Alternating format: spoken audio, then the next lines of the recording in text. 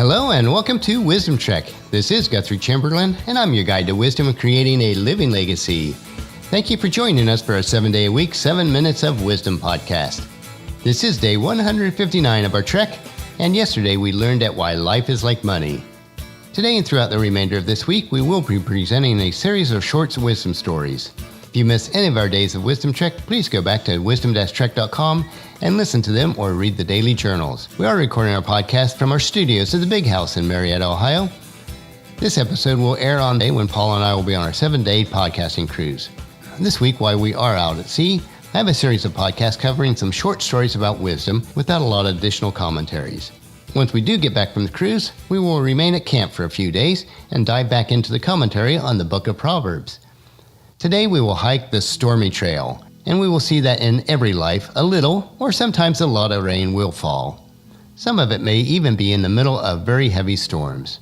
The day starts out with the glory of warming sunshine in the east, as the mists of the nights are slowly thrown back to their own beginnings. The silent warmth of the sun seeps slowly through the windows as the birds are bouncing from branch to branch, while high in the sky is seen a majestic eagle gliding slowly on the updrafts created by the warming earth. Does each day start with sunshine penetrating the deep of night? And does your heart warm to the sights and sound of nature all around you? Does this sound a little too good to be true? If your life is constantly full of sunshine, where each day is transformed into the beauty and each worldly gift is yours to use, then you are one of the very few. To the rest of us, an idyllic world only exists in our fantasies. This is not to say, however, that we might not experience a day of warmth, sunshine, and beauty occasionally, but it is only to say that within each life, rain must fall. And this rain is in the reality of pain, sorrow, disappointment, difficulties, and struggles of the true road of life.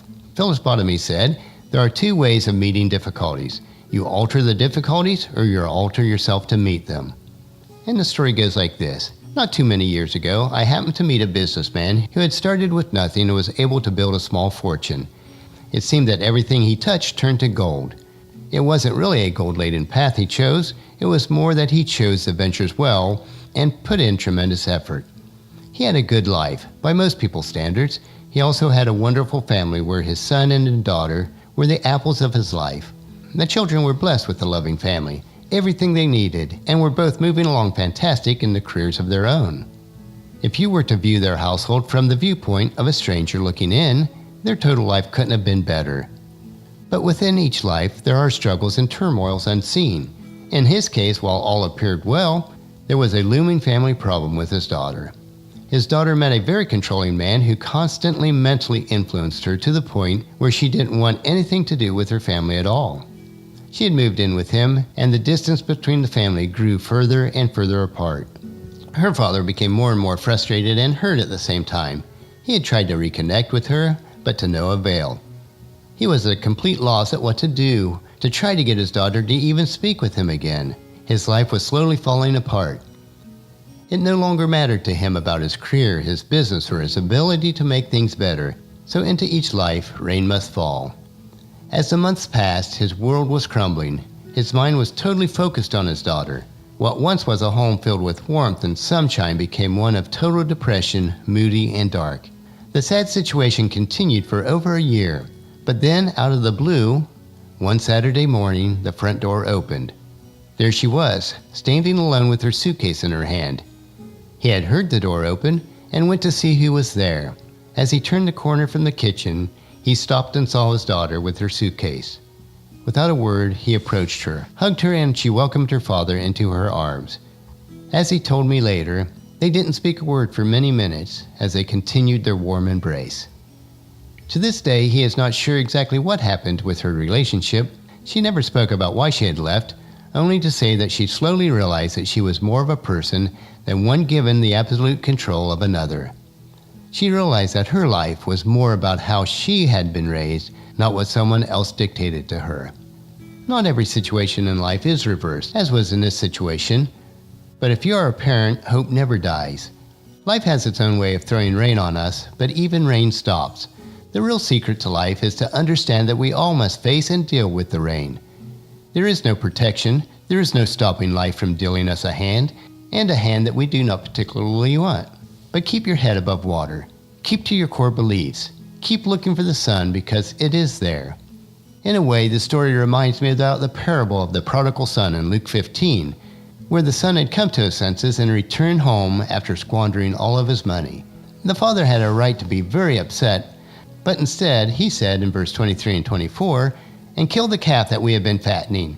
We must celebrate with a feast, for this son of mine who was dead has now returned to life. He was lost, but now is found." So the party began.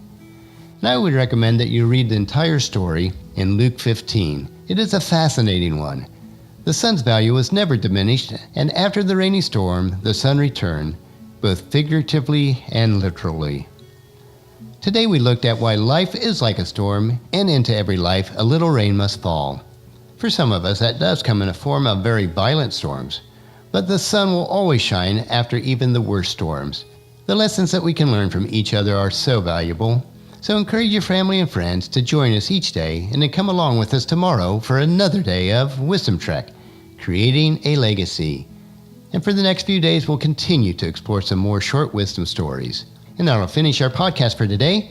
Remember to listen to your daily dose of wisdom at wisdom-trek.com or subscribe at iTunes, Stitcher, SoundCloud, Spreaker, YouTube, or Google Play. And then the episodes will be downloaded to you automatically each day.